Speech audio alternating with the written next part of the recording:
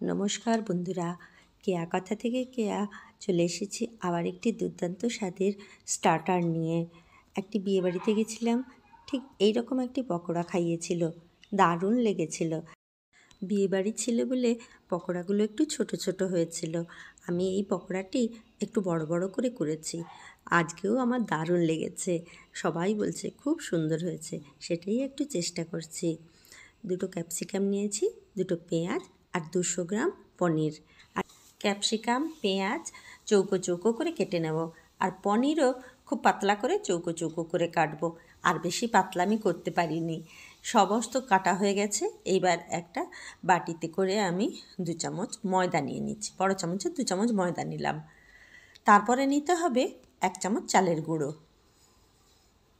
এরপরে নিয়ে নিচ্ছি কালো জিরে 1 চামচ, ছোটো চামচের 1 চামচ, সেই চামচেরই ভাজা মশলা 1/2 চামচ, লঙ্কা গুঁড়ো আর লবণ। এবার ভালো করে মিক্সড করে নিচ্ছি। ভালো করে মিক্সড করার পরে এইটা আমি জল দিয়ে ফেটিয়ে নিচ্ছি। এই যে জল দিয়ে ঘোল বানাবো, খুব পাতলা হবে না কিন্তু, আবার খুব মোটা একবার চাপচাপ হবে না, তবে একটু মোটা মোটাই হবে। আমার মনে হচ্ছিল একটু নুন কম হবে, তাই একটু নুন দিয়ে আরেকবার ফেটিয়ে নিচ্ছি। এটা ঢাকা দিয়ে আমি 15-20 মিনিট রেখে দেব। এবারে পেঁয়াজ ক্যাপসিকাম আর এই যে পনির কেটে রেখেছিলাম, এই যে লম্বা লম্বা টুথপিক আছে, এগুলোতে গেঁথে নেব। দেখুন আমি কি অর্ডারে গাঁথি।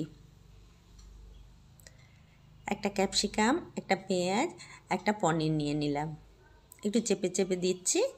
আবার একটা পেঁয়াজ, আবার ক্যাপসিকামও দিতে পারেন, আবার একটা পনির দিয়ে দিচ্ছি। তার উপরে আর একটা ক্যাপসিকাম ঠিক টাইট করে বসিয়ে দিচ্ছি। ব্যাস, এই যে হয়ে গেল। এর মধ্যেও একটা ক্যাপসিকাম দিতে পারেন। আমি পেঁয়াজ 2টো, ক্যাপসিকাম 2টো আর 2টো পনির দিয়েছি। এইভাবে আমি 7-8টা করে নিয়েছি। এই যে গুলিয়ে রেখেছিলাম, এটাতে ডুবিয়ে ডুবিয়ে এবার ভেজে নেব। ভালো করে একবার ফেটিয়ে নিচ্ছি। তেল গরম হয়ে গেছে, এইবার আমি মিশ্রণটিতে ডুবিয়ে ডুবিয়ে ছেড়ে দেব। 3-4টির বেশি ভাজা হবে না, একসাথে বেশি দেবেন না, গায়ে বেশি জড়িয়ে যাবে।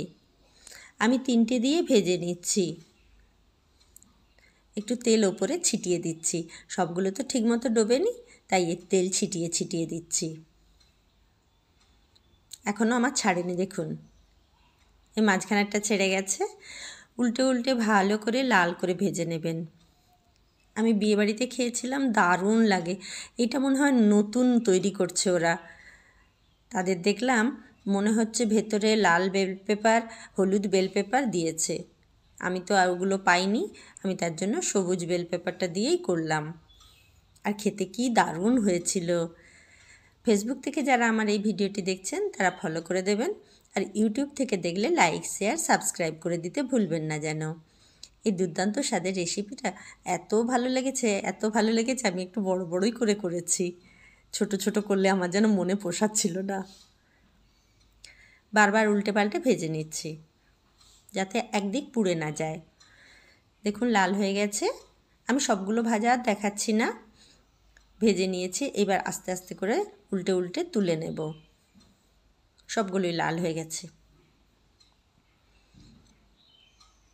আমি তুলে নিচ্ছি সবগুলোই। আর বাকিগুলোই আমি এভাবেই ভেজে নিলাম, সেগুলো আর আপনাদেরকে দেখালাম না। পরিবেশনের থালায় চলে এসেছি। দেখুন অল্প একটু বিট লবণ ছড়িয়ে দিয়ে টমেটো সস দিয়ে পরিবেশন করেছি, আর দিয়েছি 1 কাপ চা। চায়ের সাথে যে কি দুর্দান্ত যায়, কি ভালো যে খেতে হয়েছিল, দারুণ। তাই আপনাদের সাথে এই ভিডিওটা পরিবেশন করলাম। দেখুন তো আপনারাও তৈরি করে কেমন লাগে খেতে। যদি ভালো লাগে অবশ্যই লাইক শেয়ার সাবস্ক্রাইব আমার পাওনা।